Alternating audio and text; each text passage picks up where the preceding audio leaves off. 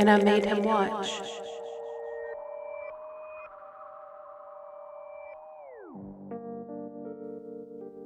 So, It's your boy. it's your boy Pee Pee Pants. Pee Pee Poo Poo Pants. Yeah, we back. We back back. at it again. Back at it. Here we are. I'm hungry. Yep, me too. Yeah. Yep, That curry is going to be fire. it sure is. Oh, I hate that I said that. Why? It seems a little cringy. Well, I mean, you are Uh-huh. a cool person. Uh-huh. Wow. You think I'm cringy sometimes? No, you Oh. know. Me? Mm-mm. Really? Yeah, You could be a little cringy sometimes. I know. I'm well aware. Oh, okay. I just want, okay. Yeah. I just want to be honest. I can't help it. I mean, I love you. I have either way, I have if a you're cringy or neurological not. disorder. Well, we all got those, don't we? We all a little touched in this household. Sometimes you just got a That rhythm with the wasn't- tism. That wasn't a good reference for that.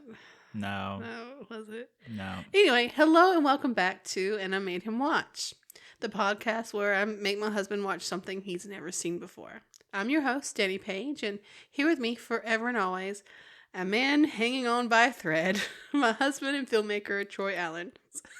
Greetings, hon. Greetings, husband. Greetings and salutations, Earthling. I'm excited. Yeah. Did you like this one, huh? I did. I enjoyed this one a lot. Yeah. It was a lot of fun. It was good.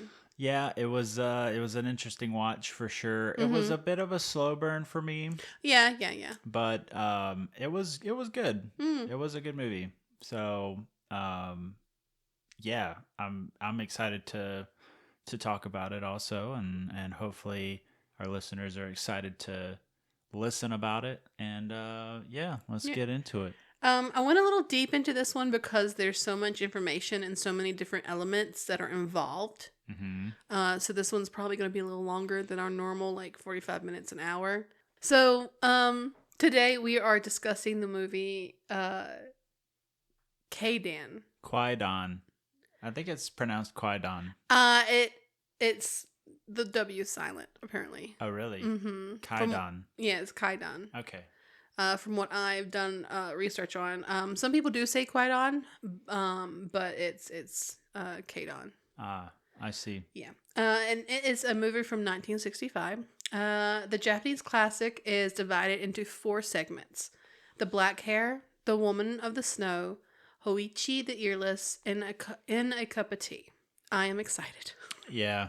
I wasn't expecting the whole like anthology style, Nope. but it was cool. It was a nice breath of fresh air from the usual suspects that we watch. Yeah, and I mean, we do typically tend to lean towards like horror and B movies and stuff, but sometimes it's nice. It's just, the purpose of this is to watch things that aren't very popular and maybe some things that people have forgotten about, and just bring light back into the things that have already been made, because they're still, they're still around. There's still art and stuff. And I think Kaidan is that type of movie that's just strange enough and strange, and it's supposed to be scary, but it's not really. Right. I mean, there are horror elements, Mm-hmm. and for this to be 1960s Japanese cinema, Mm-hmm. I could see how it would be frightening to people back then. Yeah. But for the intents purposes of this podcast, like, no, it's not scary. No, Like, not at all. Not at all. It's like the LaCroix of horror films, Why do you? I like LaCroix. It's like someone spritzed a lemon nearby and while you bottling can it. kind of and like you can smell. Smell the lemon. So that's about as much horror as you're gonna get in this. Well, it's ghost stories, so it's not really horror. It's Yeah. ghost stories. It's supernatural. Right. So the film begins with some very stunning visuals as the intro credits begin. These images consist of brightly colored ink being dropped in some water, and there's also this very calm, atmospheric like chimes going on, and it kind of just lulls you in a way to settle you into the movie. I felt like it was very nice and very like hypnotizing almost to watch the swirling ink in the water. It was very nice. to me, it was very reminiscent of films of the time. So Mm-hmm. like the first thing that came to mind was James Bond. Oh Like yeah. imagine watching like Doctor No. Mm-hmm. You know that was what you're seeing in this movie. So I liked it though. I thought it was really well done, and I think some of it was actually played in Oh reverse, yes, yes, but they did that. Yeah. yeah, it's very good. The first segment, the black hair, begins with the fade-in shot of a samurai's house.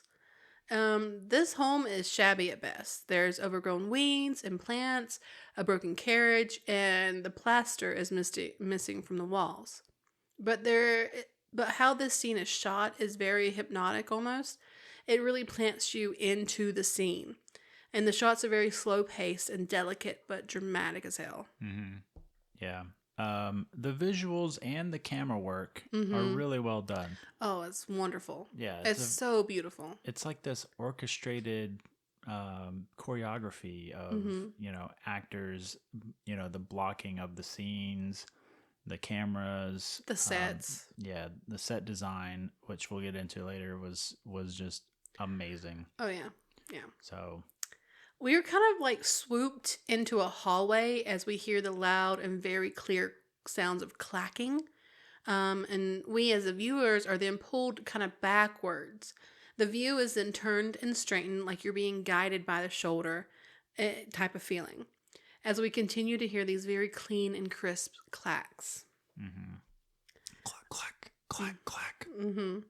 The narrator begins to tell us about a young samurai in old Kyoto. The young man had been reduced to poverty due to the ruin of his lord. He then decides to leave his home and work for a governor of a distant province. And when I say he's leaving his home, I mean like his wife too, like everything. I don't want you, you broke ass bitch. Um, these visuals though of him leaving her and how dramatic it is so it's. I wish I had a better way to explain these shots and scenes. Um, so we see the samurai and his wife, who was a weaver, and the sound we were hearing was the sound of her loom clacking and stuff Hmm. as she weaves fabric and stuff. He gathers his things, which isn't a lot. It's like a little sack, and then he's got his like two swords, and that's it. And he tells her to be well and heads out to leave. She then, her head is down, so it's very mysterious because you don't see her face for a while actually, and her hair is so long. Like he's got this very stereotypical like hobo fucking sack, and he's peacing out. Yeah, Like he's just out. yeah. I gotta. He says some stuff that's just. Uh, Yeah.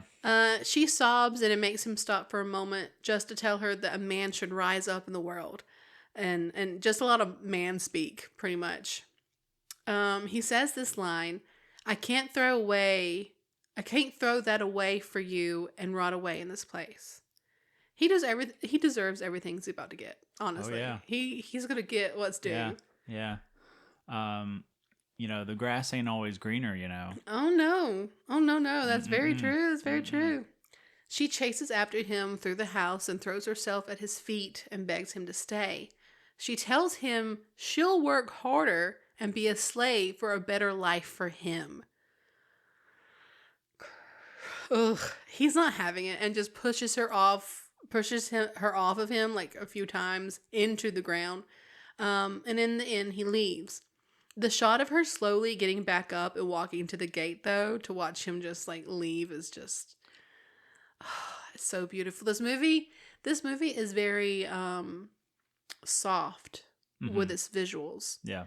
It's like a dreamlight. It's I want to say buttery in a way is how these visuals like to me are. They're just these very soft but vibrant colors, and the sets are so well done.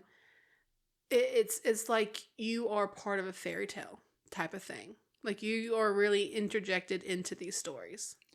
So while you're listening to this, think of like um very delicately placed set design with shrubbery, brush, trees, Hmm. with hand painted backdrops. Yes, all the backdrops for these stories are all hand painted. Yes, there are a few shots that are actually exterior shots, Hmm. which come well later in the film. But to me, it really came across as stagecraft.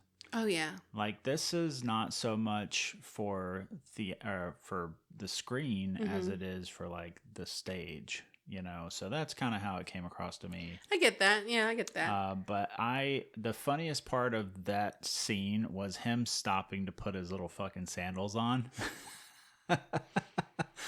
Like, okay, dude, this was dramatic, and then you had to turn around and fucking Put your sandals put your on. sandals on. Anyways, the samurai then gets remarried. Yep. Mm-hmm. He just gets remarried. Yep, good for him. He has somehow married himself into a noble family, which will benefit himself with the governor and generate more wealth due to his new social status. The parents of his bride also seem like they wanted again to get rid of her a little bit. The mother even said something like, "It's a relief of a burden," like something like that. Like, okay, that's kind of fucked to say about your daughter. Um. Anyways, the samurai and his new bride then begin to move to his new post. So it reminds me of a TikTok that I saw the other day. Hmm. This older couple is standing outside their house as their daughter and son-in-law go to walk away, and the father, he mimes saying the line from I forget which Batman it was, but Jim Gordon says to Batman, he says, "I never said thank you." And then the camera cuts to the son-in-law and daughter walking away, and the son-in-law stops and he just turns and he looks and he says, "And you'll never have to," you Hmm. know. It's like the fuck. But that's what came across during this scene, and Yeah, that's kind of fucked. this fucking like it was like an arranged marriage, Yeah. you know. Yeah. It was just creepy all around. I mean, arranged marriages are kind of creepy all around Well, anyway. yeah, Like, it's just seeing one. yeah. It's kind of fucked up. The narrator mentions more than twice that the new wife is selfish and cold, which I guess her like buying a new kimono and taking her time to get back to the caravan is kind of proof of that. Like, there's a scene where they have to stop to get her water, where she can like refresh herself, Mm-hmm. and then they go to a market, and he's just standing out there like waiting on her while she's Yeah. like looking at kimonos. Yeah. Um, well, the samurai is already regretting his decision marrying her. As he's waiting for her, he begins to daydream about his first wife, even thinking about returning to her. Yeah, it's like he's sitting there daydreaming about how like he was worried about himself, but he didn't realize how good he actually had it. Mm-hmm. So He's a horrible person. he is, He's not a good guy at all. and yeah, we'll see some more of that a little later. Yep. He even thinks about his first wife while he's entertaining the governor and his friends with some mounted archery. He was looking rough there though, like really pale and sweaty. Mm-hmm. But he got all the targets, so I mean, Right. I mean, what I loved about this scene was they shot this horseback archery art mm-hmm. scene with close-ups of the actors. They were obviously on like mechanized horses. You think They're so? not real horses. Okay. For the close, like For the close-ups, the yes. cowboy shots. Yes. Yeah. Okay. Cowboy shots. Yes. Yeah. And then they have these insert shots of the horse's feet Mm-hmm. running of an actual horse, right? Yes. So that combined with the horse's feet makes it believable. And then you have these wide shots of the actual stuntman riding the Mm-hmm. horse, shooting the bow and arrow and stuff. So it really makes it believable that they're riding these horses. But, they're shooting the bow and arrow and hitting these targets and stuff. And it reminded me a lot of like,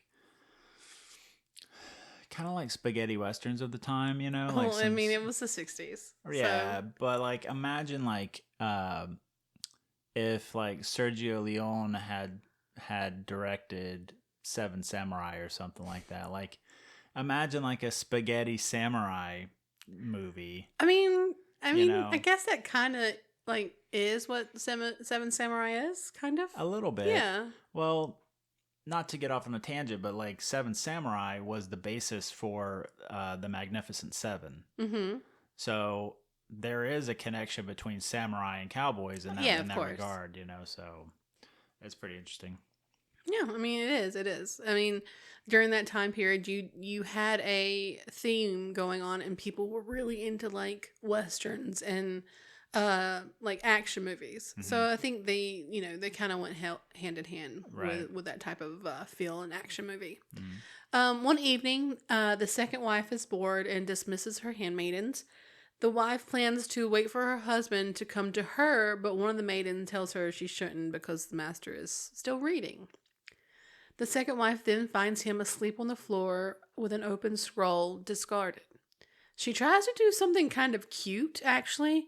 She removes the fan that he was using to cover his eyes and then bends down to put her face to his, but he stops her and pushes her away.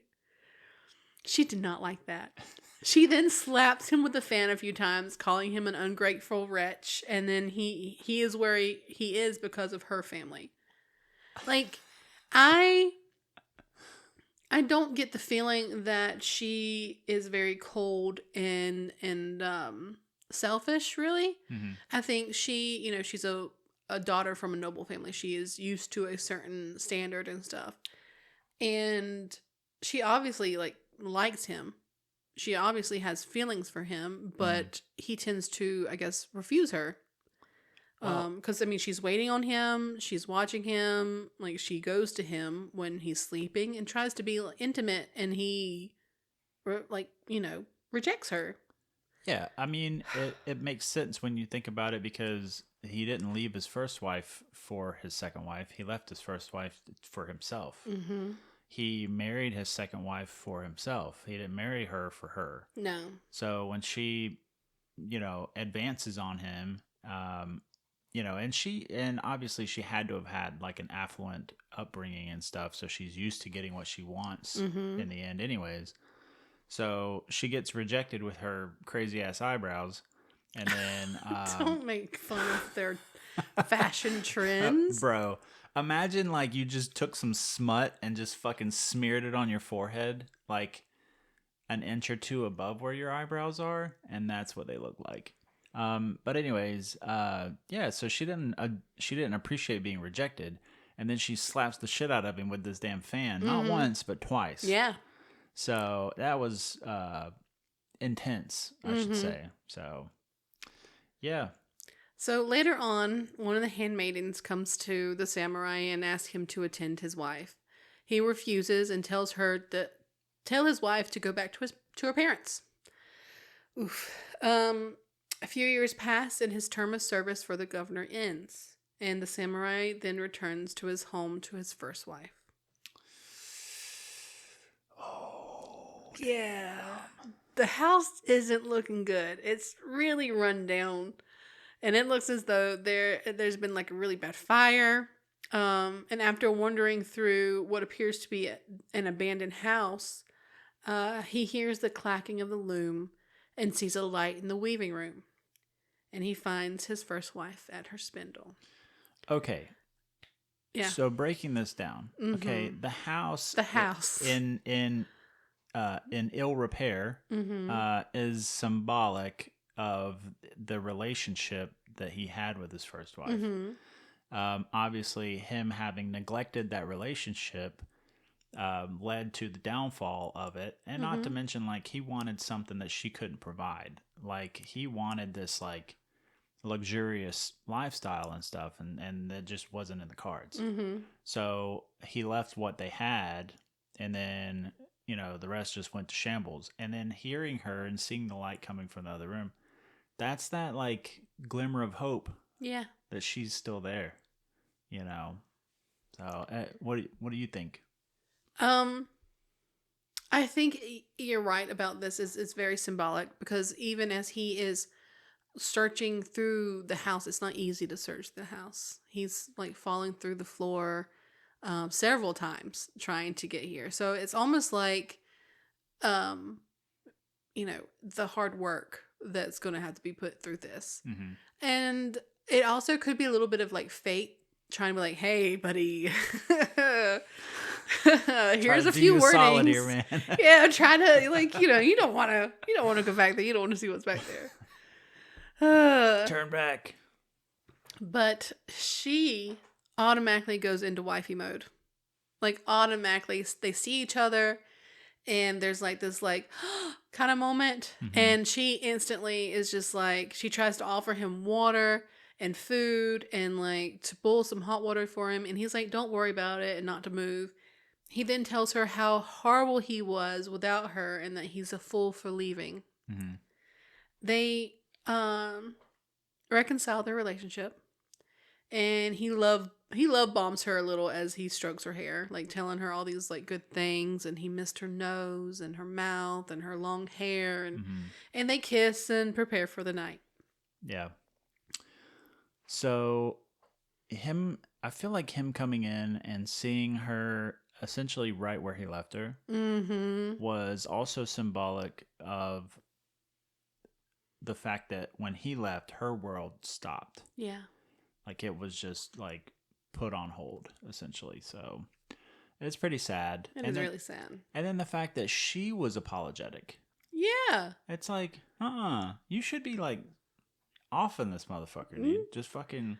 I mean, where's the life insurance money? It's like, I think it's like the 1100s or something, Japan. So I mean, Japan's not really known for their feminist ideals.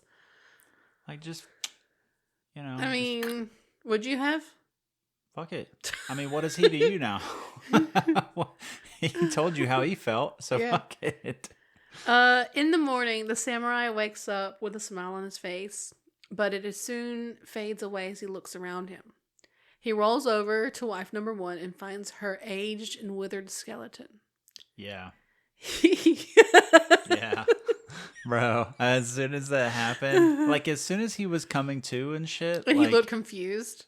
Yeah, and I was just like, there's something, like something is afoot. Yeah. And it was good. It's good writing. He freaks out and jumps away from it, trying to escape the room. We can then see that the house is actually a lot worse than we were led to believe. There are large holes in the wooden floors, walls, and roof. In the middle of the room, a red kimono and long black hair rests between two large holes on the floor. So when he wakes up and he rolls over to find out that she's dead, and she's been dead. Oh yeah, quite some time now. For years. I would go as far as to say that she offed herself shortly after he left. Maybe, yeah. So when he discovers this, all hope that he had of restoring that relationship is gone, and therefore he sees the house for what it really is, destroyed essentially. So that's very interesting. The samurai begins to be attacked by the hair. He struggles through the house as he gradually becomes older and more distressed. He is having a rough time trying to get out of this place. Like he's falling through the walls, falling through the floorboards. He finally crawls over one of the broken walls and lands in a vacant field, where he stumbles upon the kimono once again, which, when he reaches out for it, it turns into hair and continues to attack the samurai. One thing I thought was really good about this sequence of him trying to escape, as he's moving down the hall, if you will, we're viewing it through what's called a Dutch angle. So what a Dutch angle is you're not looking at it level, you're looking at it askew. Oh yeah, yes. And typically the purpose behind that is to disorient you, to make you feel like, oh, something's wrong. It almost felt like the house itself was turning, and was, because he was struggling when that one shot is when it does tilt. He's trying to go up these stairs onto this other level, and his body kind of like actually tilts back in the direction of the camera, which I also took note of. So yeah, and that's how that story ends. He's attacked by the hair. He probably Yeah. dies. Yeah. But oh well. Oh well, bro. You reap what you sow. Maybe you should have worked Yeah. better for a better life instead of like leaving your wife and doing it the easy way. I felt like that story was kind of an interesting twist on that old. I don't know. It was almost like a fucked up Romeo and Juliet sort of. Kinda, yeah, yeah. But a lot different. I mean, from what we know, like he didn't kill himself in the end because she's dead, but we're led to believe that he eventually does die I mean, the because the hair is hair kills him. continuing. Yeah, Yeah. which I feel like the hair itself was symbolic of his guilt. I Mm, feel like that because he can't get away from the guilt, mm. and the guilt is eventually gonna, succeed and take him. Well, So that's an interesting insight and opinion. yeah, Yeah. I mean, I can understand that. yeah. Yeah. The next segment 2, is The Woman of the Snow. The story begins in a snowy, wintry night. Snowy, wintry? The story begins on a snowy winter night as two woodcutters, an older man and a younger apprentice named Minokichi. Minokichi. Minokichi? Minokichi. Minokichi. Minokichi. We lived in Japan for 2 years. Listen. I swear we did. We I swear. did. We really did. But it's been like 10 years. Yeah. Our Japanese is not what it used to be. Nope. They're caught in a blizzard, and it's a struggle too. There's so much fake snow and styrofoam used in the beginning of these scenes. Like it's just pounds and pounds and pounds of fake snow, asbestos, probably just a That's bunch. exactly where I was going to go with that because like you see a lot of film productions that when you're shooting these like winter scenes and stuff, they don't use like powdery substances. Most, especially like for television, they'll lay down these like giant blankets that look like snow, and if you're not paying attention, it'll pass for snow and stuff. What gives it away is when the actor steps on it, I know there's a really famous scene from, I want to say it was like Gilmore Girls or something like that, where whatever her name is, the main girl. Lorelai? Yeah. Rory? I think it was Lorelai, but she's walking down the porch steps and across the yard, and she's just traipsing across this fucking blanket, and you can clearly tell that it's not real snow. But then you have the other extreme of like the Wizard of Oz and the poppy fields, and all that snow was in fact asbestos. Yes. So yeah, I was very curious as to what they used for snow. I didn't see anything about the snow when I was doing the research about the production. Yeah. But there's this moment where Minokichi like looks up and he's got these like little things stuck to his like the bamboo hood or whatever. Yeah. And it looks like styrofoam. And then when he's moving in the snow, it almost moves kind of like sand in a way. It looks like. Yeah. Snow, I mean, honestly, is a little more like thicker and textured. Like Yeah. it will move together Yeah. in clumps. Mhm. So I definitely think this was like some like styrofoam or something. It seemed a lot more powdery than actual snow. Seeking shelter, they find a refuge in a boatman's hut. During the night, Minokichi awakens to find a mysterious and beautiful woman standing over the older man. She breathes on him and he freezes to death. This is a really good wax model because you can tell that it's wax by the way that it is. He's got this like glossy sheen on him and stuff, so it's not. And this is well before they were using like silicone and stuff.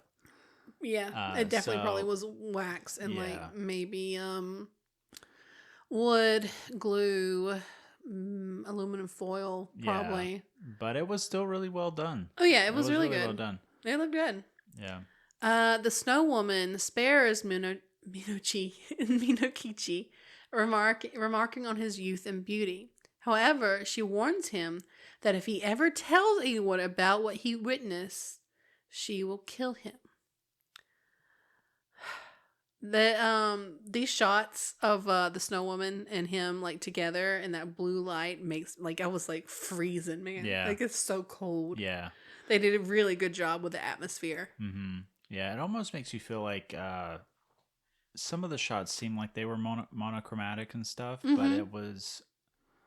it was hard to tell like if it was actually blue light or not, you know. So, but I miss this style of filmmaking so much Yeah. because like everything you see in this movie is all practical effects. It's Yes. all done in camera. Like there is no CGI. It makes it almost there's a sense of fakeness, Mhm. but it being a physical object Yeah. makes it almost more like art. Yeah. And even earlier on in this segment, we see Minokichi and the other gentleman.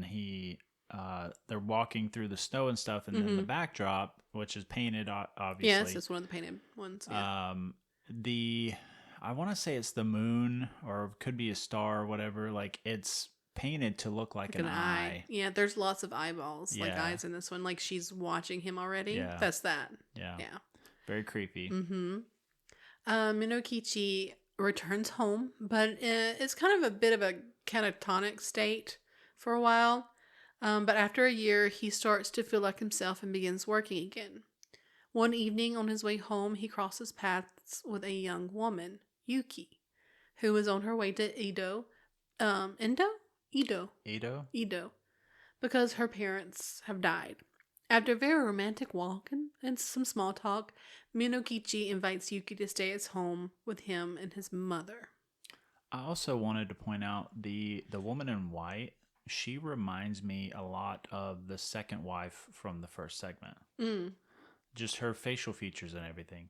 But she is so creepy because she gives this like partial like smirk of a smile and Mm-hmm. stuff, and her teeth are black. Yeah, so it was very like popular trend to stain your teeth black for Mm. women Uh in Japan. yeah, because the second wife from the first part also had black teeth. Mm-hmm. So it Black was pearls. Mm. kind of creepy Yep. ish. Yep. A few years passes and Minokichi and Yuki have 3 children. On the anniversary of her mother-in-law's death, Yuki takes her children to make an offering to their grandmother. On the way back, a group of women see Yuki and make comments among themselves that she doesn't age. And that her Mm. mother-in-law like bragged about her constantly, which they found as strange. Yeah, kind of weird. Mm-hmm. Hmm. Later on, Minokichi shows Yuki the shoes he's made for the family, which is really fucking cute. Like, they're a really good couple. They seem really happy. They're sharing the chores together. They're looking after the children. It's adorable. There's a shot of the baby. She's trying to give the baby a bath or whatever. Dude, he's got some fucking crazy hair, Yeah, bro. it's sticking up. It's so cute. He got that monkey hair, you know what I'm saying? Later on, I read that already. They have a conversation about all the work they're doing together to get ready for New Year's. It's actually really cute because they're really just praising each other. It's so cute. Minokichi then has this flashback of the snow woman as he stares at Yuki, who questions him. He then tells her he remembers something from 10 years ago. He says that he's never told anyone about it and it feels like a dream when he thinks about the memory. He then recalls and tells her the story of the snow woman.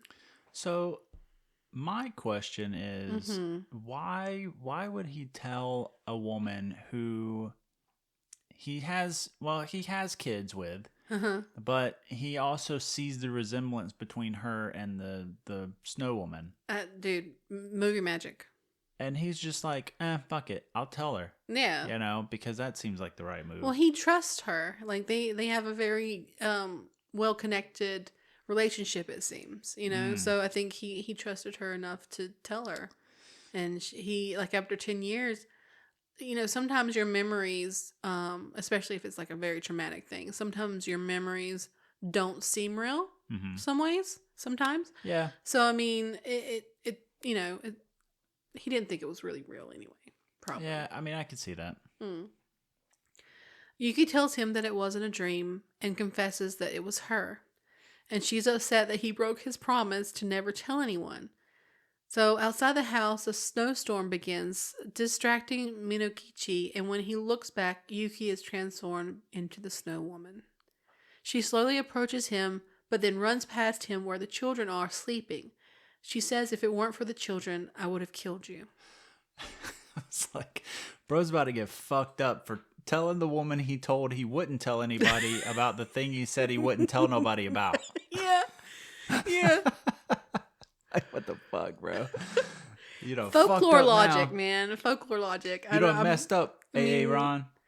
Before Yuki leaves, she tells him that if the children ever have a reason to complain about him, she will return and treat him the way he deserves.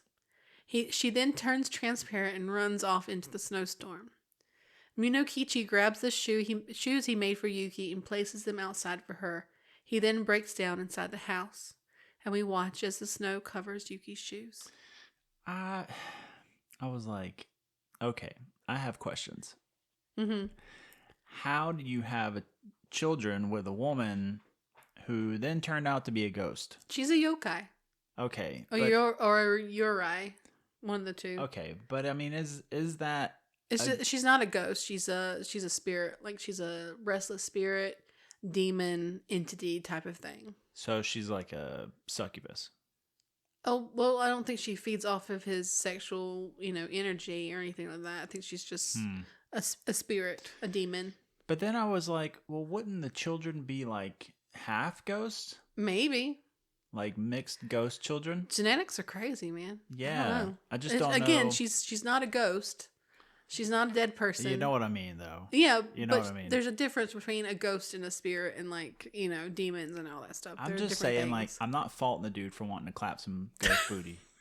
Clap them cheeks, okay? So you got to get it where you can get it sometimes, And I also said, my guy had just finished those badass sandals, dude. And she just left them out in the snow. Like, at least take them with you. Yeah. You're just going to poof into the distance, man.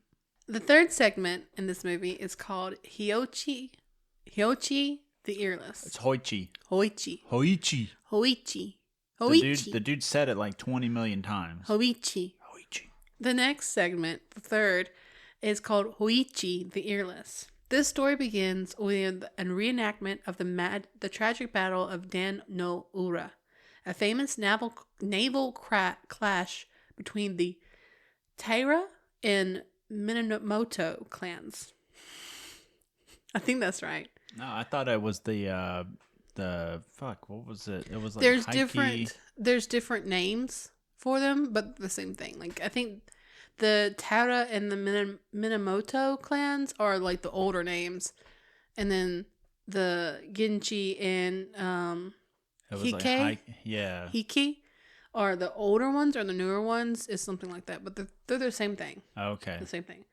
The battle ended in the annihilation of the Taira clan, including the young emperor Entoku and his court, and whose spirits are said to haunt the area where the battle took place. Ooh. Hyochi lives at a temple near the site of the battle, and he is a blind musician who excels at playing the biwa. One evening, and a biwa is like a lute for people who don't know. I mean, you saw it. You know what it was. I did see it. One evening on a walk around about the temple grounds, Hoichi hears a strange sound and tries to discover the source. He tries to distract himself with playing his biwa and noting that no one would visit the temple so late, and continues to play. Okay, let's jump back to the battle real quick. Okay, yeah. Because I thought it was so ingenious. It was long, but it was ingenious because they're on boats. Yeah. It's a naval battle. Yeah, and what is supposed to be the ocean or sea. It's a strait. Okay. It's a strait. I looked into it. Okay. I looked into the battle. The art's really cool. We got some really old art and Tune stuff. in 'Cause next week when we have a history lesson on fucking. well, it's a real battle. So, Yeah. I wanted to see, No, Anyway, I'm sorry. sure it Go is. ahead. Go ahead, Troy. No, I wanted to talk about the production because they are in a giant pool. Yeah. The background is also hand painted. Yes. And I thought that was very ingenious because, it gives the impression that they are on the water, which they are. The boats are real. And I just thought it was very, very smart. Also, there was a guy playing a conch shell, SpongeBob there. And some dude got fucking shot in the face with an arrow. Yeah, there was lots of arrows, lots of shooting, lots of samurais, people being pushed into the water. At the end, the nanny of the they call him an infant, but he's like a toddler. Yeah, I was like, older. he ain't no fucking infant. That's a damn 5-year-old. And Toku is and his nanny are she jumps into the water with him. I thought it was a little girl. No, it's a boy. Oh, okay. But It's yeah, I was like, that poor child. That poor child. I mean, I know they would have died either way. Probably, yeah. But they don't deserve that. No, well, And then we see some crabs. The crabs are supposed to be in the movie they said they were the Heike crabs. Uh-huh. And they have faces on them. Uh-huh. And their shells. And I was like, those are some creepy looking crabs. Are they supposed to have the faces of the spirits? Supposedly. Because they also said the shore right there has been haunted for like 700 years at this point. And then our boy Hoichi comes up. Hoichi. So he is back to where was I? Oh, so he's trying to distract himself by playing his biwa. Noting that no one would visit the temple so late, and just continues to play. Mm-hmm. A voice then calls out to him, but Hoichi shrugs it off at first. But then a samurai, the samurai ghost just appears, and he means business. Like he is businessman. Okay, he is on a mission. And we learned out he finished his business. The samurai ghost approaches Hoichi and commands him to perform for his lord. He tells Hoichi that his lord is staying nearby with all his people, and the lord has an interest in the battle side. Right. Mm-hmm. Right. I loved how Hoichi, he starts hearing shit. Mm-hmm. Now, mind you, Hoichi is blind. Hoichi is blind. So he is very dependent on his other senses. Yes. Which includes his listening skills. Right. Which opened up question for me initially because I was like, how is he Hoichi the earless, but he's blind? And he has ears. And he has ears. Yeah. Which we'll get to the answer to that. Yeah, we'll definitely get into it. But I was like, okay, so he's wandering around scared because he keeps hearing shit. Yeah. And he doesn't know what it is.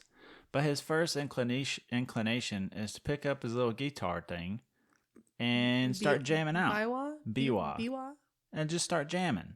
He's out there, bow, bow, bow, bow, bow, and the samurai's like, Hoichi!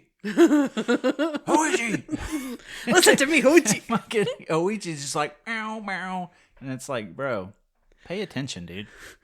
I know you're blind and all, but like, give me a break, bro. Fuck. Anyways. I just told a blind man to pay attention. Pay attention, Hoichi. Fuck. So Hoichi complies and then is led, literally by the hand, to what he believes is a grand palace. But it's actually the ruins of a palace. Elsewhere, some fishermen have found a body washed up on shore, and apparently it's not the first one. Back at the temple, the monks are looking for Hoichi, who has been missing since last night. You know why I love these fishermen that find this body? They use logic. Okay, yeah. They're thinking to themselves, what killed this person? And the one thing that they could come up with that made the most sense was sea ghosts. Yep. Yeah. Sea ghosts. Yeah. It's haunted. It's haunted as fuck. I mean, they know. Not to be confused with, air ghosts. Sea ghosts. Sea ghosts. Because they died in the sea. I mean, they died on the sea. Well, they fell into the water. But were they dead before they entered the water? Some of them probably not. Some of them probably drowned I don't know. or died from their wounds in the water. You're the history person. I'm not. What do you want from me right now? I don't know. I just wanted you to watch this cool movie with me and do the podcast with me, okay? And I did that. not and very I'm doing smart. the podcast. Okay. No. Yes, you are. Stop it. Okay. Okay. Hoichi finally returns to the temple. And throughout the next few days, Hoichi sleeps during the day and then is escorted by the samurai to play music for the Lord's court.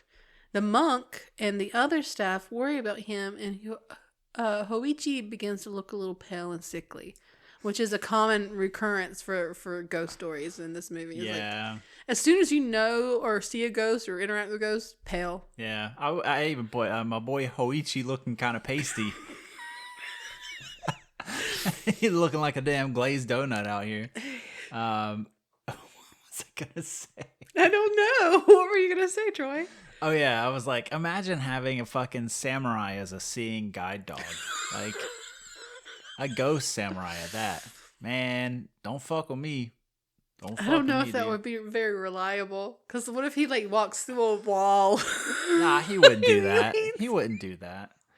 Imagine like walking up to a fucking curb and there's cars coming and all you hear is fucking Hoichi, Hoichi, and he's like, what? And he's just like, pay attention.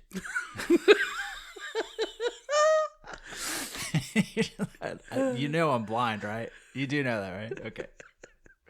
Carry on. On one particular stormy night, Hoichi leaves the temple again. And one of the monks send two of the staff men out to look for Hoichi. The two end up in the graveyard and find Hoichi's shoes and his walking stick.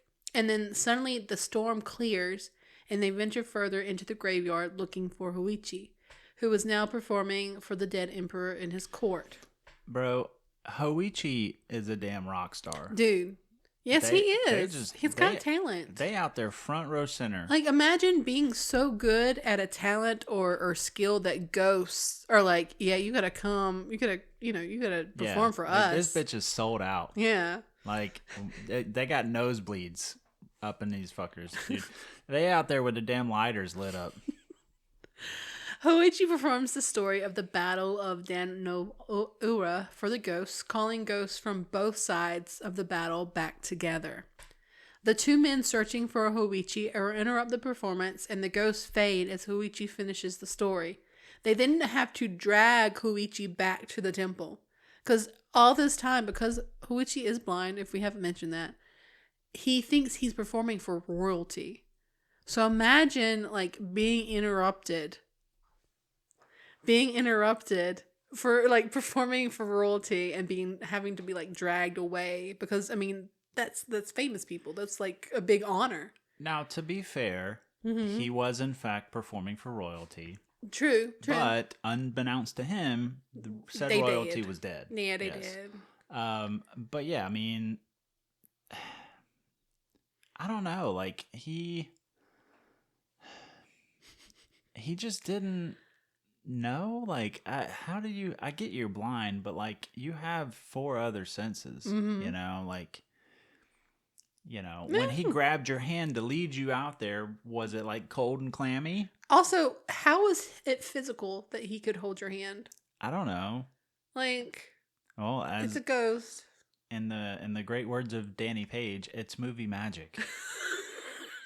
God damn it. You got me. You got me there. You know what? You're right. Yep. You know what? You know what? You take over now. No, you take over thanks. the podcast. No thanks. Also, what was up with the flying fireballs? They're like little spirits. You know, like you remember when we watched Cemetery Man? Yeah. Yeah, they had those type of things too. Remember, Oh, like the yeah. little. There's a word for it in Latin. What? In Latin. Oh. It's a Latin. It's shoot. It's probably ragu. I don't think the that's name of it. Latin. Anyway, back at the temple, Hoichi tells the monks everything. The monks explain that the ghosts targeted Hoichi for his musical talent, and then the palace Hoichi thought he had been performing at is actually a graveyard. The monks inform him since he went with the ghost, he has been possessed and will die sooner or later.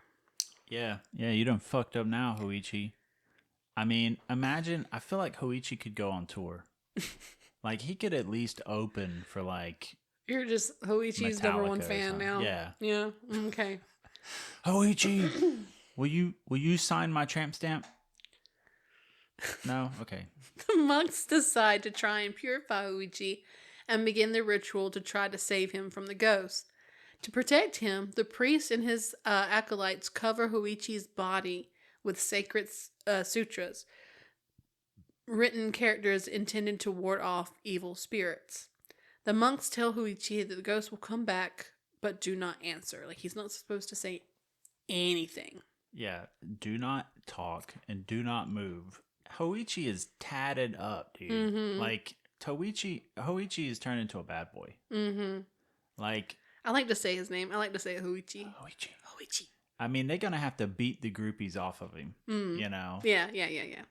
Dude, he, like, crazy. However, they forget to paint the sutras on his ears. That night, the ghostly samurai returns and finds only Hoichi's ears visible. To prove that he followed his orders, the samurai tries to tear Hoichi's ears off. But our boy Hoichi is strong and doesn't cry out or anything. Dude, I would have been screaming. Dude, the samurai was pulling him all around. Yeah. Like, by the ears and throwing him against the walls and stuff. And it was just... I would have been like, time out. Hold up. I pooped my pants. Ew, Troy. You can't do this while I'm pooped. Okay. Also, like, how do they forget his fucking ears, bro? I don't know. Like, the whole time I was watching, I was like... I was like, so you said that you covered him from the top of his head to the soles of his feet, okay? Yeah. And that includes taint, right? But you forget his ears? Oh, shit. Do you think they did everything? Bro, scrotum and all, dude. Had to have. But you forget his ears? I didn't think about that. Now I'm thinking about that, and I don't want to think about that anymore. Well, that's the reality. It is what it is. The next morning, the monks find Hoichi still alive, but horribly scarred because, no ears. But Hoichi becomes a celebrity, and people come from all over constantly to hear Hoichi play the biwa. Hell yeah, my boy. Yep. Hoichi, he made it, y'all. So, I mean, that kind of had a happy ending, I guess. Yeah, I'm sure he got signed, to some, like, big record label. Sure, they did that back then. Yeah. I don't know. I bet there is a Hoichi vinyl out there somewhere with your name on it. I'm looking it up as soon as we're done. That's my boy. Okay. I was like, oh yeah, that explains why he's Hoichi the Earless. Yeah, that's the name of the story. That explains a lot. Bro. Yeah. Fucking full circle here. Yeah. The last segment is called In a Cup of Tea. The story opens up to some young women playing hensuki, a traditional Japanese game kind of like badminton without a net. With a narrator who I think is also the author we see in the beginning, explaining the phenomenon of incomplete tales of Japanese folklore, introducing the segment as an example of such a story. Yep. It's like they're playing badminton. Yeah. But it's kind of like... with like cricket bats. Yeah. Like I feel like you could fuck somebody up with this thing. Like yeah. They looked like they were having fun though. It did. Yeah. But people kept walking by and stuff, and they're like, I like the shots. Yeah. I liked them a lot actually. They fucked up and knocked it up on the roof. Yeah, eventually, but later in the story, yeah. During a New Year celebration, Lord Nakagawa stops his caravan at a tea house. While the party waits for the Lord, one of his samurai, Sekine?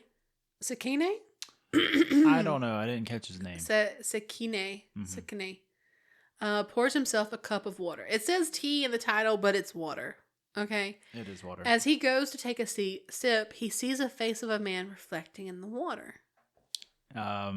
It's actually kind of funny. Oh It's yeah. funny. Yeah. What he does later is Oh kind of yeah, funny. he tries to figure out where the reflection is coming from, and then he just kind of like becomes like he's looking at the sky, he's looking around him, looks behind him, and he becomes frustrated and pours the water out. He then tries a different cup and continues to see the reflection. Finally, on his third cup, he drinks it, but it like seems to question his like actions at that point. He threw out the water because there was a reflection of another dude in it. Mm-hmm. Like, ooh, there's a guy in my water. No, no homo. No homo. No homo. But then he drinks it anyways. Yeah. I remember the last time I had a guy in my water, I smashed the bowl. Okay, just fuck that bowl. I don't even need it. Okay, I'm gonna Man, get another in my bowl. water? I don't think so. Not in my water. Not in You're my not. house. No. Okay. Anyway. Later that night, Sakine takes over to watch over the Lord, relieving the other samurai. He sees a cup and tries to ignore it for a while, going on and pacing and reciting santras or santras.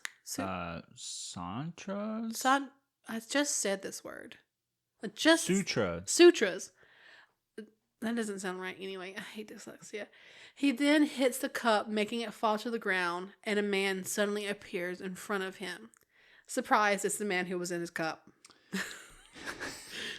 Surprise, Sade. Anyways, I really thought it was We're losing surprise, our minds. motherfucker.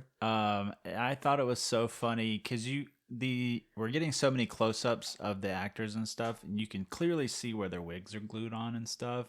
And I'm just like, don't look, don't. It's not polite to stare. You can see. Okay? I know what you're talking about because Sakine, he has that like traditional bald area, Yeah.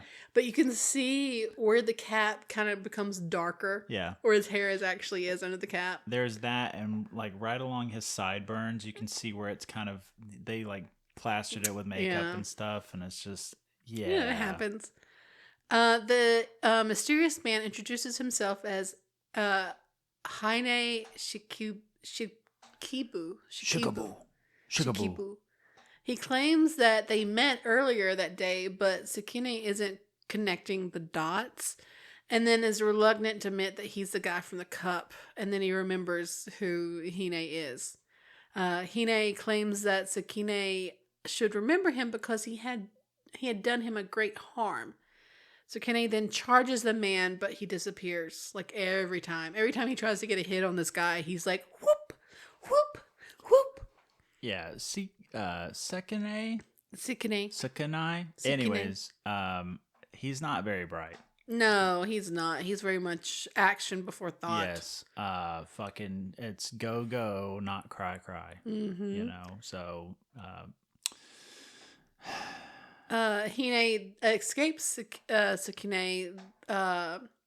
He escapes, and then Sakine runs throughout the palace shouting that there's an intruder, and it takes a while for the other samurais to get up and running. Actually, like it took a little too long for my liking, honestly. Like if I was guarded, y'all weren't sleeping in there, were you? like if I was being guarded by a dozen of samurai or something, and they took like a good 5 minutes to get down to where I am, I'd be pretty upset. I'd be like taking jobs, you know? Yeah. Like, what do I pay you for?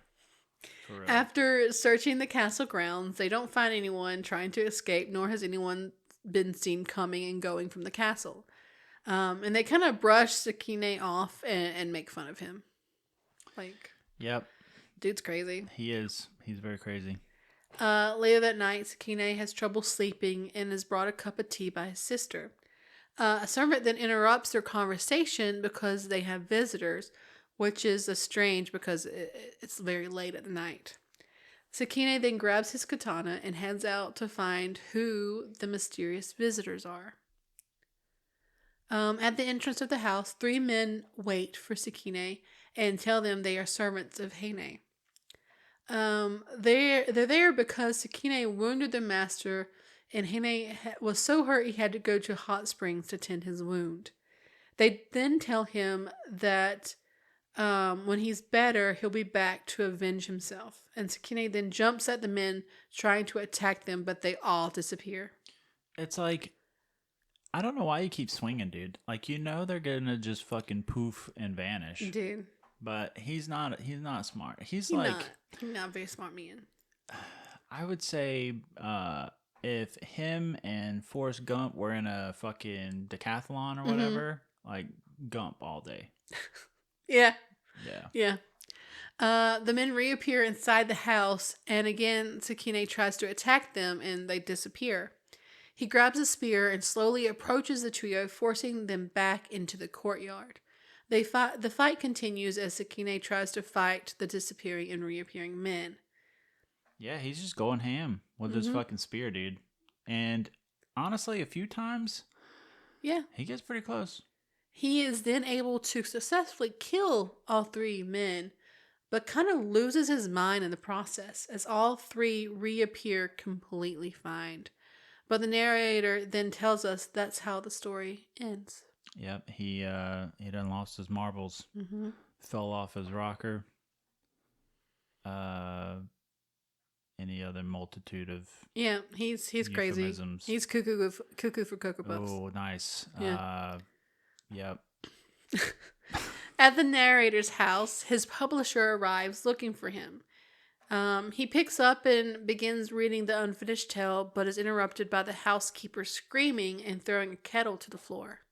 The publisher walks over to the water basin and peers inside, but is frightened by what he sees and runs away.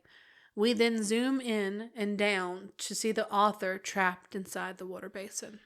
See, the ending is wild, but I also don't like it just because it's not explained how he wound up in there. And he's not dead, mind you. Yeah. Because he's clearly like clawing at the surface or Well, whatever. that's kind of the point of that segment, is because there are a lot of Japanese folklore that are incomplete. They don't have endings. I see. Mm. In that case, I will accept it. Okay. Okay. Ready to get into the stuff? Yes. Okay, let's get into the stuff because there's a good bit. The film, Kwaidan, is highly acclaimed Japanese anthology horror movie released in 1965. Directed by Masaki Kobayashi, the film is based on Lafcadio Hearn's collection of Japanese folk tales and ghost stories, especially from his 1904 book, Kwaidan Stories and Studies of Strange Things. Lafcadio Hearn is also known as Koizumi Yakumo. He was a Greek-Irish writer and journalist renowned for his vivid retellings of Japanese legends, folklores, and ghost stories. Born on a Greek island of Lefkada and raised in Ireland, Hearn's early life was marked by instability and a restless spirit. After immigrating to the United States, he worked as a journalist before moving to Japan in 1890, where he embraced Japanese culture and became a naturalized citizen. Hearn's writings included Kwaidan, The Story and Studies of Strange Things, which was published in 1904, introducing the Western world to Japanese myth and traditions, lending his keen storytelling with deep empathy for his adopted home. His works remain celebrated for their rich imagination and cultural insights. Interesting. The movie is directed by Masaki Kobayashi. Kobayashi is known for his meticulous and visual stunning approach to filmmaking. His work often develops into the themes of morality and the human condition, with Kwaidan being no exception. The film showcases his command of color, composition, and atmosphere. I can definitely see that in this movie. I mean, his composition by far is immaculate. I mean, and the color, atmosphere, all really good. So yeah, it's a great. He did a great job. Yeah, I would like to. I'm probably gonna look into Kobayashi and see if there's any other movies we could watch of his for the podcast. I'm sure there are. The script was adapted by Yoko Mizuki, a renowned screenwriter who translated Hearn's tales into cohesive cinematic narratives. Mizuki condensed and reimagined the folklore stories to fit the film format while retaining their haunting essence, which was pulled off brilliantly. Yeah, yeah. I really did enjoy the slight elements of horror. Like it Mm-hmm. wasn't overbearing by any means, but it always kept you wondering. What's going to happen next. Mm-hmm. So I liked it. It was really good. It Yeah. was really well played out. Kurokami, or the Black Hair, is the first segment of Kwaidan. Its story is rooted in traditional Japanese folklore themes of love, regret, and consequences of breaking sacred vows. While there isn't a single definitive folktale that corresponds directly to Kurokami, the story draws heavily on recurring motifs in Japanese ghost stories and Buddhist teachings. The samurai's abandonment of his first wife, violates the sacred bond of marriage, inviting spiritual consequences that manifest through her as a yurei, or a restless ghost. Her spectral presence, and tethered by unsolved sorrow and love, is symbolized by her long black hair, a potent emblem of vitality and emotional depth in Japanese culture. While the samurai seeks redemption by returning to his first life or first love, the story reflects the impermanence of life and relationships, a core Buddhist concept, underscoring the futility of undoing actions whose spiritual repercussions are already set in motions.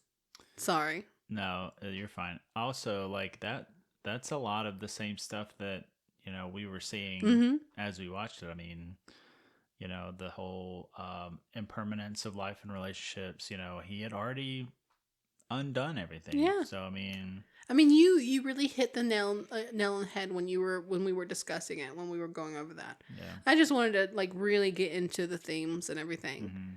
Hmm. And like if there was like a little history about the yokai or yurei that Yeah. was involved in the story. The second segment is the Woman of the Snow, based on the Japanese legend of Yuki Onna, or Snow Woman, a prominent figure in Japanese folklore. This ghostly entity is deeply rooted in ritual tradition and symbolizes the beauty and danger of nature, particularly a snow-covered landscape. The Yuki Onna, or Snow Woman, is a yokai from Japanese folklore associated with winter and snowstorms.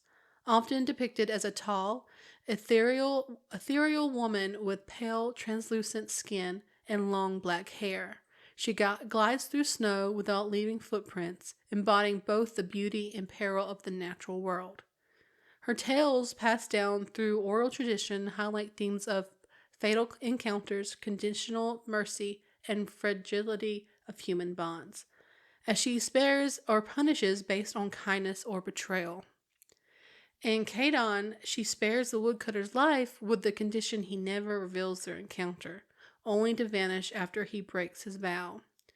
Representing nature's duality and impermanence, the Yoki Onna, remains a haunting figure, conditioned against the dangers of broken promises and the unknown. Hmm. Interesting. Yeah. Kind of creepy though. Oh For yeah. sure. I mean, it's supposed to be creepy. Yeah. It's supposed to be creepy. Yeah. And I mean, I am a fan of the Japanese culture Mm. and like anime, because I'm a weeb, I'm a nerd, so I kind of like understand this a little bit on a very like surface level. Yeah. But dude, there's so much stuff. There's so much stuff. It's a lot of information and a lot going on. Yeah. The story Hoichi and the Earless is rooted in a Japanese folklore and is one of the most famous tales from Kaidan stories and studies of the strange things. It combines historical elements, ghostly legends, and Buddhist spiritual themes, offering a haunting narrative about loyalty, art, and the supernatural.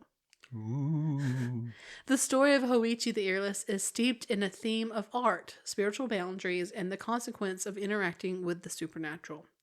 It draws heavily from the Japanese folklore, particularly the concept of yurei, again, and the Tara clan's vengeful ghosts who haunt the site of their defeat of the Battle of Donaura.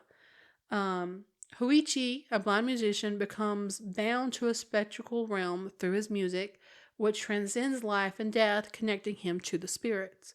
The story also explores Buddhist protection rituals through the priest's use of sutras to shield Huichi, though a mistake leads to a loss of his ears. The tale highlights the peril of broken spiritual boundaries and the power of art that bridges the mortal and supernatural worlds. It serves as a cautionary tale about the dangers of evoking and crossing into the realm of the dead. I did find it to be ironic, that Hoichi was so deeply invested in his music and stuff, Mm-hmm. and for him to lose his ears. Yeah, a little bit. But I wonder if but you probably can still hear, yeah, right? yeah, because even like at the very end of that segment, we see one of the other monks talking to Hoichi, and Hoichi responds, Yeah, so he can still hear, but probably not as well, I would imagine. So I thought that was interesting. yeah. In a Cup of Tea is a supernatural tale that stems from Japanese folklore centered around the theme of yurei and banshee-like apparitions, and the impermanence of life and death again. Hmm. The reflection of the teacup is significant as it symbolizes the fragile boundary between the living and the dead, a motif commonly explored in Japanese ghost stories, obviously. In addition, the chilling uncertainty of whether the vision is real or merely a hallucination emphasizes the transient nature of human experience. The ghosts often represent the unresolved emotion or unfinished business.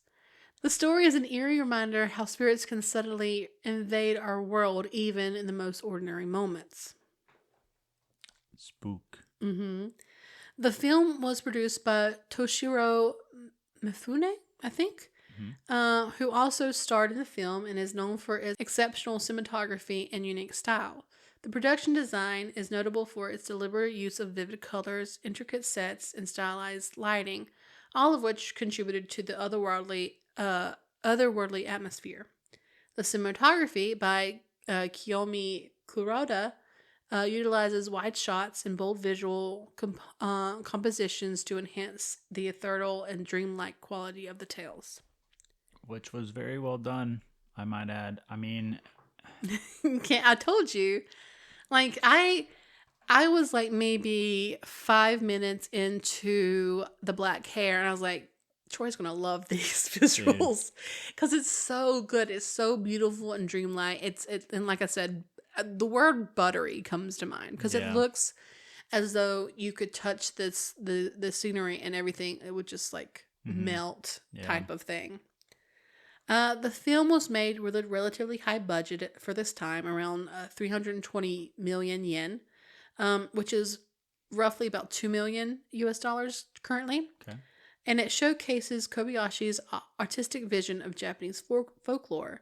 Kobayashi, renowned for his meticulous attention to detail, used striking visual techniques such as using painted backdrops and minimalistic sets to create an atmosphere that emphasizes the symbolic and allegorical nature of the stories.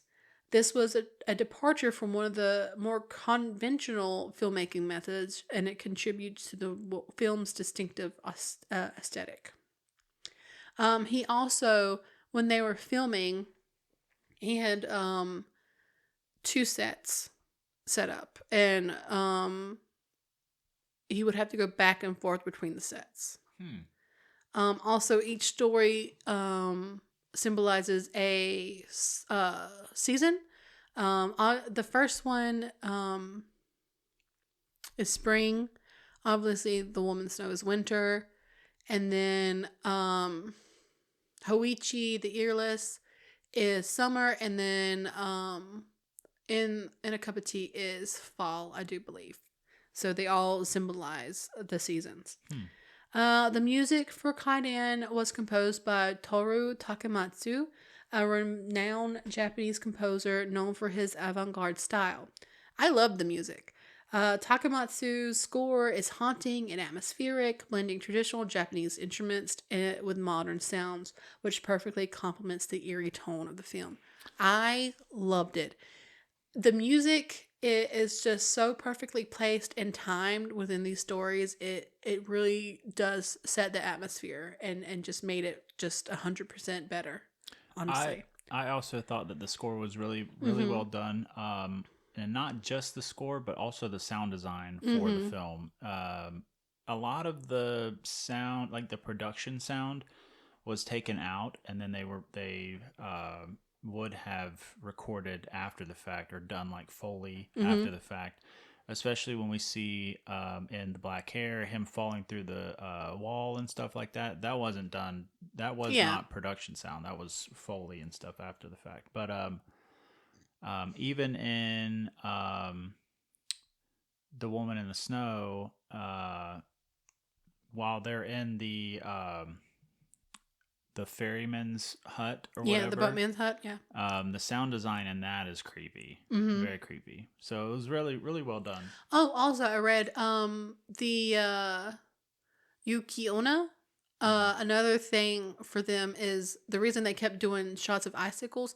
Apparently, they can also take forms of icicles or something like that. Oh, So it's like interesting. symbolic Okay, of the her. I see. Yeah.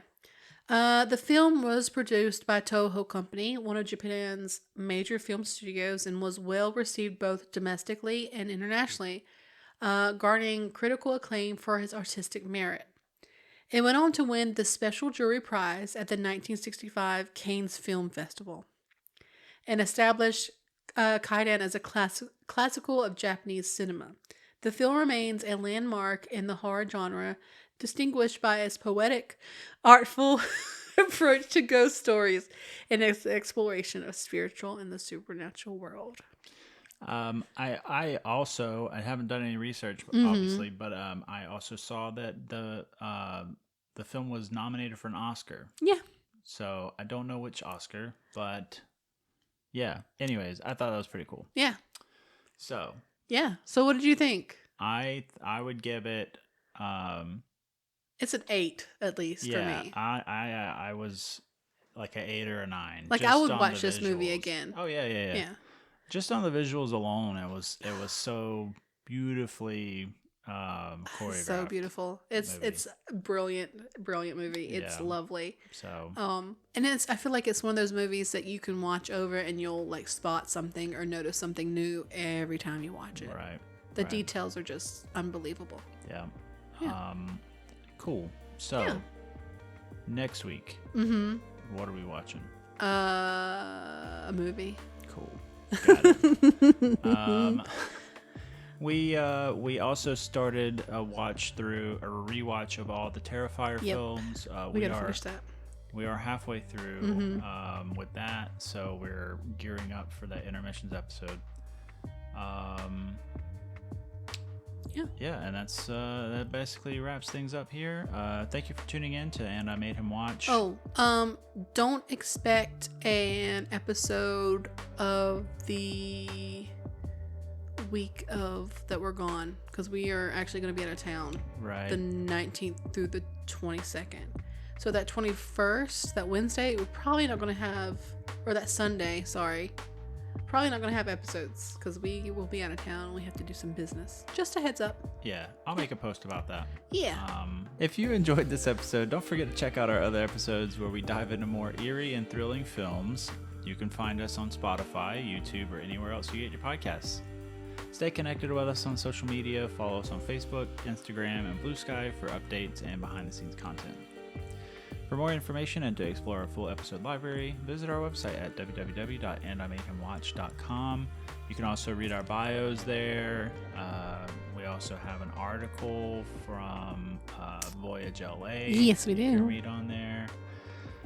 Your support means the world to us, and we'd love to hear your thoughts and feedback. Share your favorite moments, suggest movies for us to cover, or just say hi. We like it when you say hi. Yeah. But as always, don't forget to stay spooky. Bye.